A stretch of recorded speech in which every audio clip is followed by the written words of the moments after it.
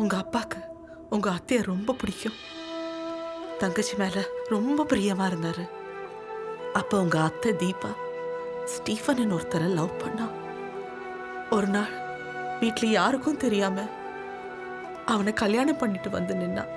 தங்கச்சி கல்யாணம் பண்ணிக்கிட்டான்னு அப்ப கூட உங்க அப்பா மதத்தை பத்தி கூட யோசிக்காம அவளை ஏத்துக்கிட்டாரு.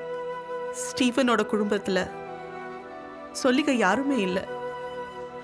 அதனால அவ வீட்டோட மாப்பிள்ளையா வந்துட்டான். அவங்க 2 பேரோட சந்தோஷத்தை பார்த்து உங்க அப்பா ரொம்ப பெருமைப்பட்டாரு. ஒரு வருஷத்துல அவங்களுக்கு ஒரு பெண் குழந்தை பிறந்தது. 5 வருஷம் ஸ்டீஃபன் ஒழுங்காதான் இருந்தான். அதுக்கப்புறம் தான் அவனோட கேரக்டர் மாற ஆரம்பிச்சது. சூது விளையாட்டுக்கு ரொம்ப அடிமையானா. சூது விளையாடுறதுக்கு ஊரை சுத்தி கடன் வாங்கினா.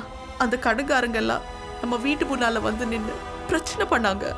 ஒரு நாள் ஸ்டீஃபன் நல்லா குடிச்சிட்டு தீபாக்கு சேர வேண்டிய சொத்தெல்லாம் வித்து எனக்கு பணமா கொடுங்கன்னு சொல்லி உங்க அப்பா கூட ரொம்ப பிரச்சனை பண்ணா.